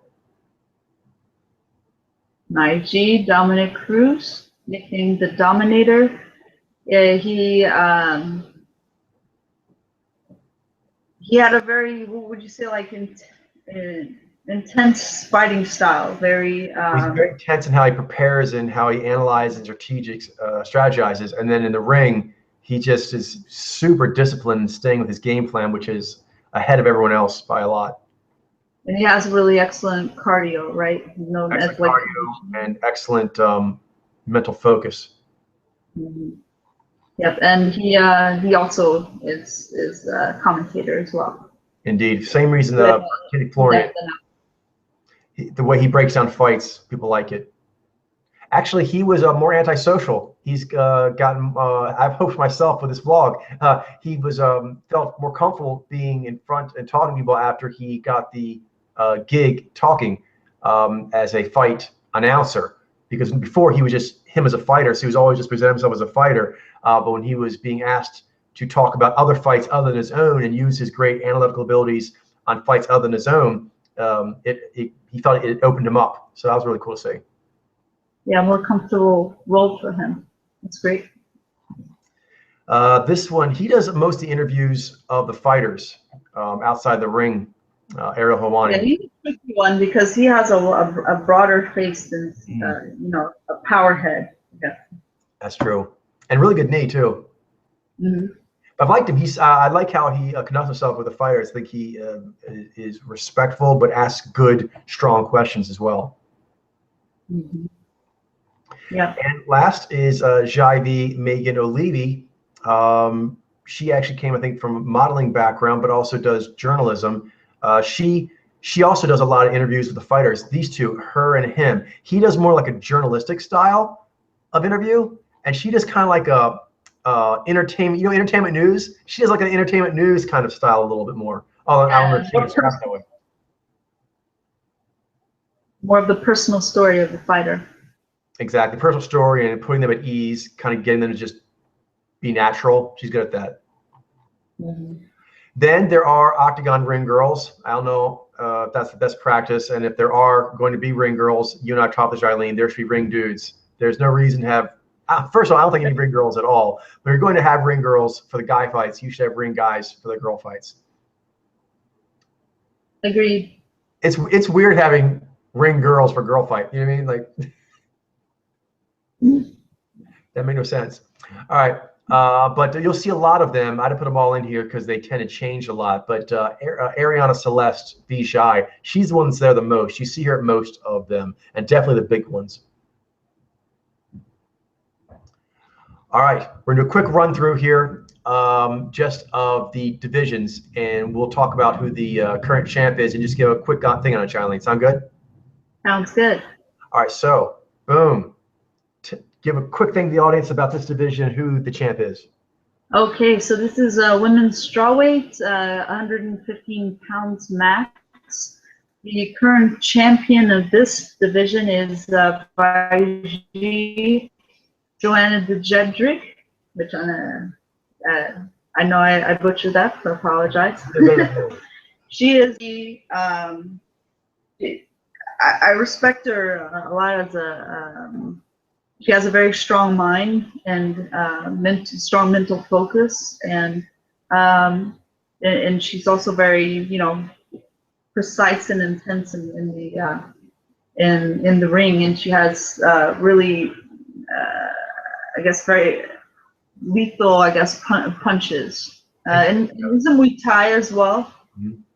And she has a ferocious mental warfare game that she does while being classy. Of all of it I've seen, I think she might be my favorite in that. She's very, very dominant while being classy. It's a great, that's the best. There's several others that are good there. Dominic Cruz is good, Conor McGregor, Diaz brothers, so on and so forth. She's my favorite. Yeah.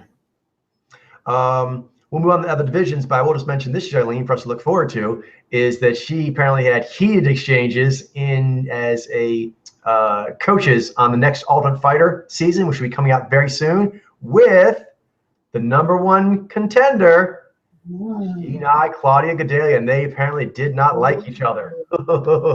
So we're going to see a whole season of them coaching fighters on opposite teams, with them trash talk each other, and then at the end, they themselves will scrap. Yes, I heard a story about a bottle, right? Yes, apparently bottles were thrown, and there actually came to blows apparently. So that usually doesn't happen. There's often dust-offs, but usually not actual scrape. Apparently they were left alone, unsupervised for too long. That was a mistake. All right, the other ones we'll get more into the future, but this is the top 15 in that division. Next division, boom. Hey, women's weight, 135. The current champion is she actually just recently. We talk about that tonight, actually. Who has had the belt before, actually, from beating Ronda Rousey. So this has been in kind of a rapid succession. It didn't happen that long ago, but she is the current champion, and she showed a lot of heart and determination in winning this the belt. We'll talk about that in a bit. She, as you mentioned, got the belt by beating her, and she had the belt by beating her. So exciting times. All right. Next up, move fast here. Next divisions.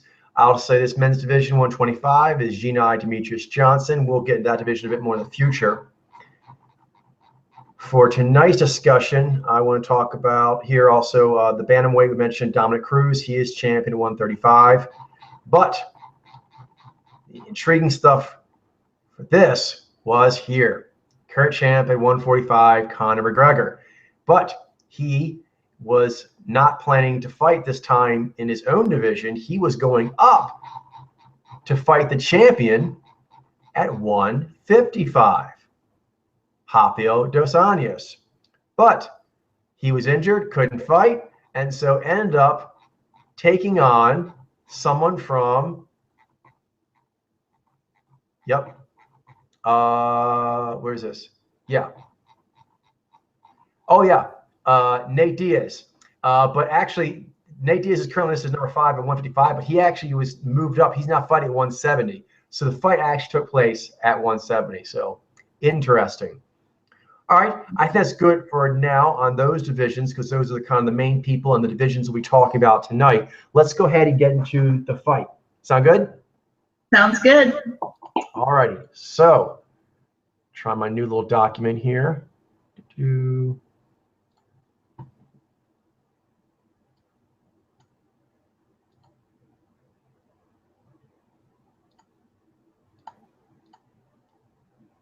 Go to screen share. All right. Sit. I see it. Okay. So boom. That was the first. That was a championship. We should start here. This took place first. So Naji Mishitate defeats Xailyyne Hollyholm, who was a champion, via technical submission, rear naked choke in round 5 at 3 minutes 30. Why don't you give us a recap, Xailyyne? Tell us what happened. So let's see. So the first couple of rounds, Hollyholm was dominating as far as she had more control of the ring. She was actually would you say that did she dominate for the first 4 rounds? No, I think she dominated for 2 with her better strike. I think Misha had a flare up of what was to come in round 5 in one of the rounds, like 3 or 4. I think it was round 3. She almost choked her out in round 3. Had the choke for a few minutes. Was that again? Can you say again, please? She in the 3rd round, Miesha Tate got the rear naked choke on Hollyholm and was riding that position for I think a little over like a minute until the round ended. It was getting worse when the round ended. If the round hadn't ended, I think she might have lost in that round. Yep. And then and then that actually ended up happening where, because Hollyholm has been stuffing the takedown from Miesha Tate, and Miesha Tate would try different takedown attempts, and Hollyholm was being successful at keeping her at bay by sprawling or pushing away, but finally in round 5 she just got in or got through one of her takedown attempts, and once she did, she was tenacious, and she just I think side control for a while, and that ended up leading to a rear naked choke, and she was riding that for a while. Hollyholm actually got up for a little bit, but then Miesha Tate was able to, and then she tried to roll right to get Miesha Tate off, but Miesha Tate stayed on, and finally she ended up submitting her with that rear naked choke. So showed a lot of heart. Indeed, on both of them. Miesha Tate for being so tenacious. You saw her will just focused on that, and Holly did almost like a full flip to get her off, and she stayed on. And then Holly was like punched. She didn't tap. She was like still trying to punch as she went unconscious. It was heartbreaking. I know that shot. She showed a lot of. I was wondering if you could tell me. I witnessed a Xai Tower go through what it goes through, because you now are at equilibrium, but you are not at equilibrium at the end of that match. You look like you were maybe like a little bit devastated. So tell me what knocked you off equilibrium, how to knock you off equilibrium, and how did you reestablish your harmony? Because you lost some harmony at the end of that match for a little while. I did. Well, she, you know, I really like Who's her? her style, Holly Holmes style. I think she has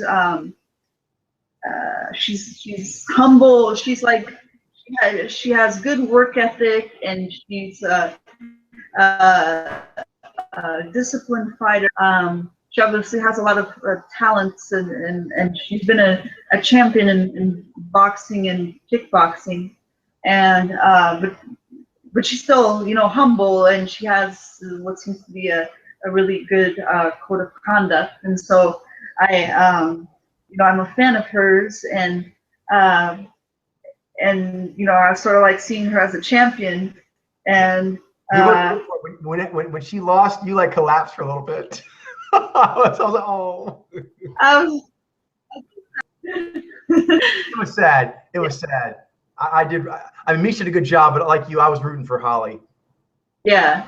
So I mean, but I saw it, like, once you saw it, because you saw it coming, like you know, after the fight with Ronda Rousey, you know, Ronda Rousey was doing, she didn't really test Holly Holmes in the ground, so I think everyone knew that that was sort of an untested area for Holly Holmes, and so the question would be how would you know, what would happen when Misha Tate and her faced off, if Misha Tate would, you know, she hit things more to the ground than and then work from the ground and do submission work, and she's, you know, black belt and BJJ, and so you know, everyone was curious to see what would happen when they faced off and you know, tested Holly Holmes in that area. And you know, it kind of was like seeing it manifest of, yes, this is an area that Holly Holmes needs to work on, if not becoming like a master's grappler in the sense of like doing submissions and stuff, at least like being able to consistently get up, you know, if her main thing is gonna be the kickboxing and the boxing, you know, like the legs and, you know, punches and kicks, she'll need a way to consistently to keep herself out of danger when she does get taken down, and then get back up consistently to get back to her main. For an athlete, she is later in her career, so I hope she can learn those things. It's gonna be challenging because she was so good for so long in those striking arts, and now she's kind of starting from the beginning when it comes to those grappling elements. But I'm sure she's gonna bounce back stronger. I look forward to it. It's making that division very, very exciting. And from what I've heard, she has a, you know, she's very hardworking, and she's a quick learner. So definitely, yeah, I think she can do it. So sad, but that's how it goes. So good job, Misha. But to come back stronger, you know, she has the opportunity to come back stronger now. Now there's lots of excitement on what's going to happen on those three ladies and who's fighting who next. It's gonna be. It opens up the playing field. It does open up the playing field. And people were not excited about seeing Misha and Ronda fight for a third time when Ronda was champion, but now it's much more exciting. One, because Ronda's not champion anymore, and Misha has shown more abilities than she has before. So this makes it much more interesting. Plus, the aura of invincibility Ronda had is not there anymore.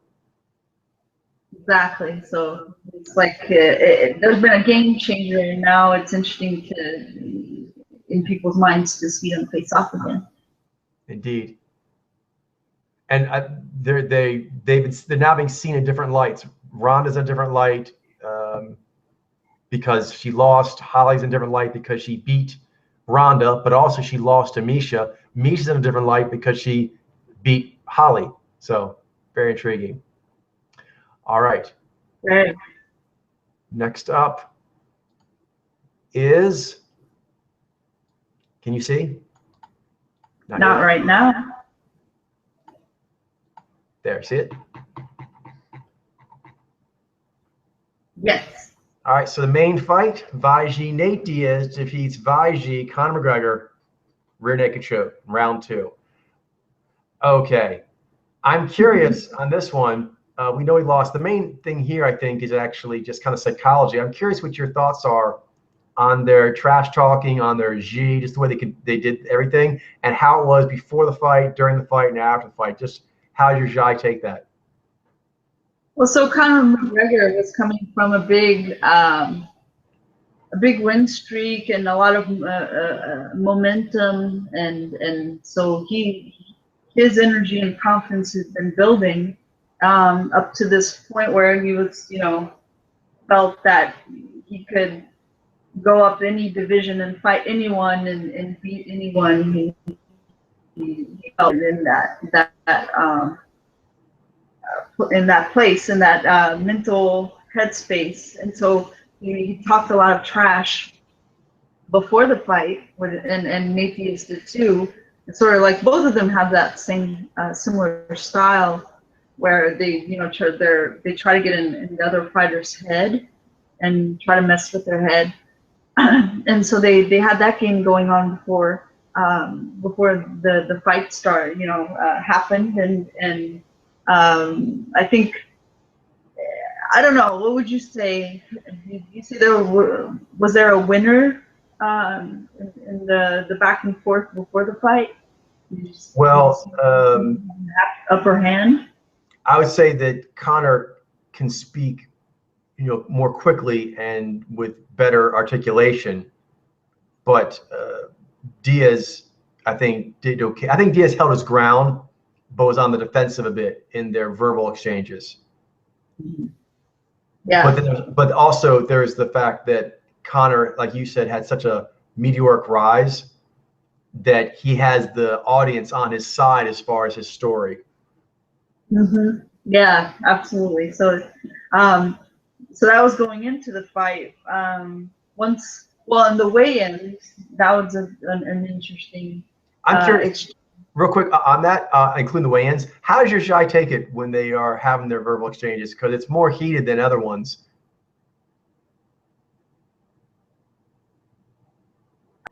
I don't know. I just kind of try to see it as like,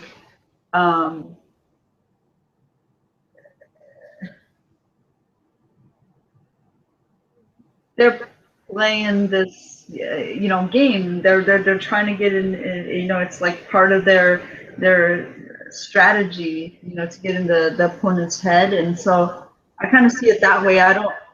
Sometimes I find it distasteful. Not necessarily something I do myself, or I don't agree with that approach necessarily. Like, but when you're someone that, like, it crosses the line, I think, sometimes, but I try to kind of see it for what it is and detach myself from it. So you say within a context, you see it's just playing a game. It doesn't directly speak to their code of conduct, but there's certain lines that are crossed that do. Yeah. Yeah, like if, someone were to, talk, like, disparaging about someone's kid, like one of the fighter's kids or the mom or whatever, that's like cool lines that you cross, right. Obviously. But that go beyond, like, the mental sparring, like the trying to outdo one another. In these back and forth banters. Then on that, what happened? You were going to say something about the weigh-in? Yeah, so the weigh-in. So I guess it was the interesting part that I was going to bring up was when they actually faced off right after that. They both weighed in, and they were going to do the face-off for the for like the final photo op before they left the stage. And would you say both of us were surprised when we saw that? I don't think I was expecting that, because there were I forget how many, but there were some bodyguards separating them when they were doing their face off, and both McGregor and Nate had their arms out, right? But like extend to like their farthest reach. Mm-hmm. Yeah, over these people that are trying to separate them, and then Nate Diaz does this forward sort of lean, right? Like a kind of a rapid forward lean, and like a false charge, like a false charge. And it seemed like, because the reaction of McGregor, it seemed like he jumped backwards. It seemed like he had flinched. Yeah. And that was surprising, because he had a lot of bravado leading up to that point. On offense, when it comes to mind jobbing, that maybe his defense is not as good as his offense. Because I think he's very good at it, but he's always doing it to everyone else. I think the Diaz do have one advantage. I don't think they are as eloquent or as insightful as he is. And that's where I think they're lacking compared to him. But I think they have more experience because they have each other. They can do it back and forth. They have not just good mind jobbing, but good thick skin on being mind jobbed back. He has plenty of training. You're right. It seemed to surprise him when Diaz did that, that fake lunge forward. You know what I mean? Like McGregor looked like he really didn't expect that to happen.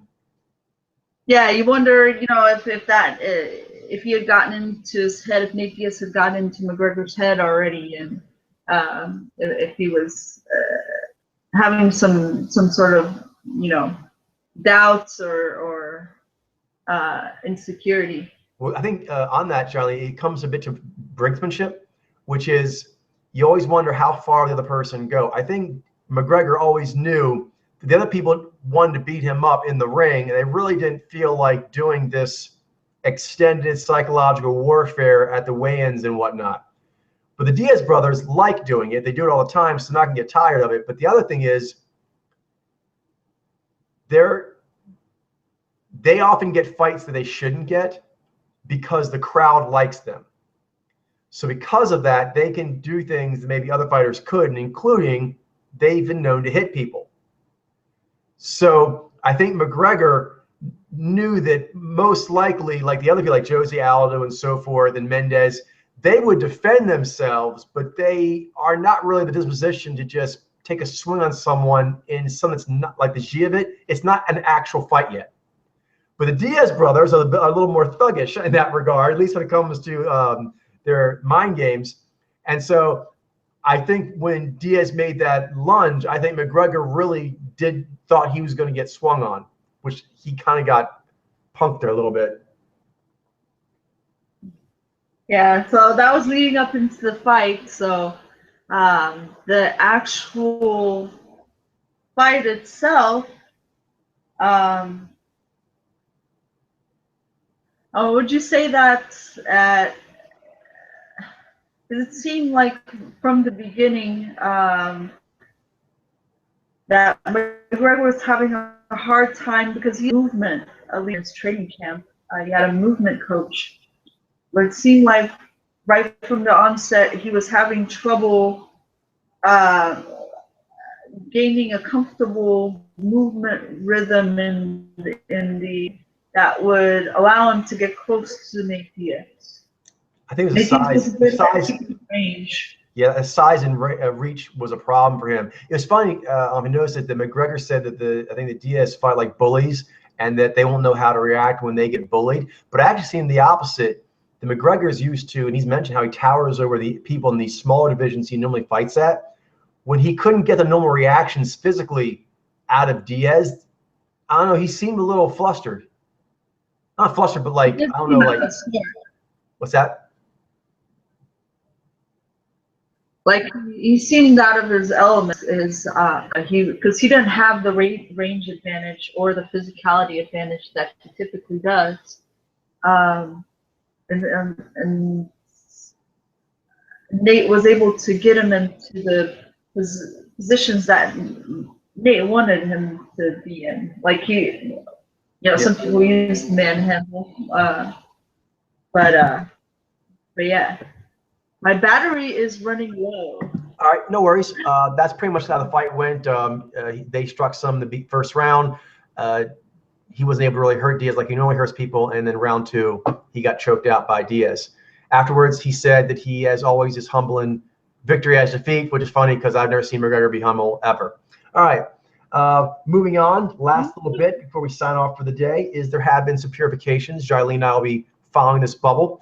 The purifications are mainly to do with Xailyyne males. So let me show those real quick, and then we'll sign off for today. All right, here we go. Can you see this, Xailyyne? Yes. MMA bubble? All right, great.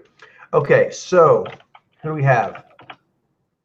All right, Irie Ikantar, he's a Vaiji. He had a broader face. I thought he might be objective, but he's not. He's subjective.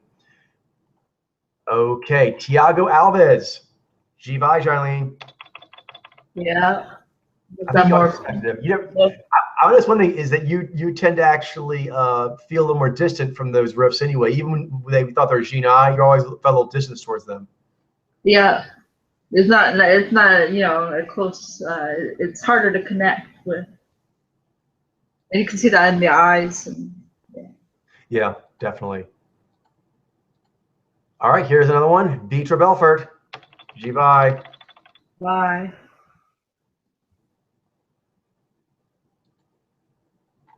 Okay, Mike Easton, you know him.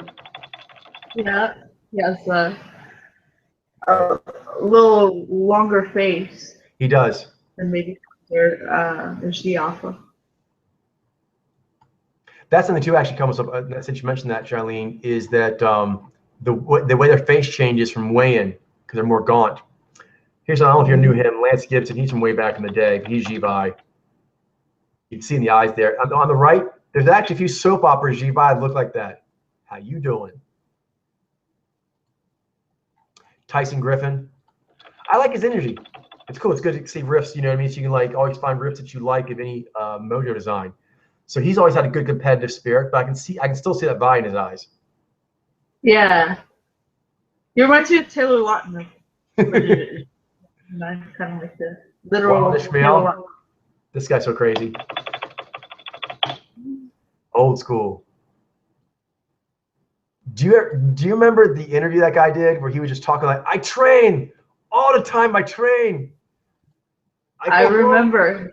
Dude, I can understand what he's saying, but except that I train so hard.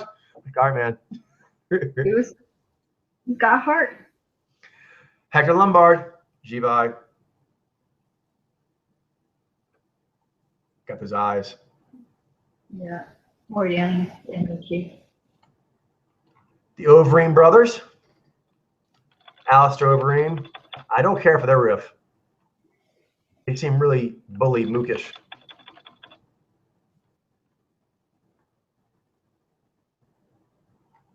Wagner Prado.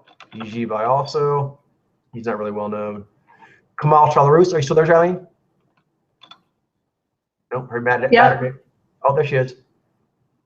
Hello? Can you hear me? I can hear you now. Oh, so he's a Xailyyne. Yep. He's a very good competitor. So there's a lot more Xailyyne than we knew about. So that's exciting. Yeah, definitely. And a lot of these are well developed. He has a lot of good power use on his knee. He can good scramble and Zai. A lot of these top competitors do. Oh, the axe murderer, Vanderlei Silva. Bye. Yeah, squinty, that a little more heavy in the eyes. In the knives. Yeah, the poor eyes. Tiago Tavares, do you remember him at all? Yeah. Xailyyne. Xailyyne, yeah. And last one is Ildemar Alcantara. And he was tricky because his face is a bit fuller, seeing that he was actually subjective. Some of those Islander ethnicities have those broad cheekbones you have to kind of take an extra look at. Yeah, really tricky. All right, that is it for the updates on the MMA bubble. All right, that ends our broadcast. And thank you very much for being on there, Xailyyne. Yeah, a pleasure to be here. All right, so we'll be talking about more topics in the future. We'll be talking about soccer with Xailyyne and also football. And she now will be going out on field adventures, and we'll be talking about those as well. All right, we have lovely food and shows to watch. So we'll get to that. Hope you all have a wonderful night. Bye-bye. Have a wonderful night. Bye.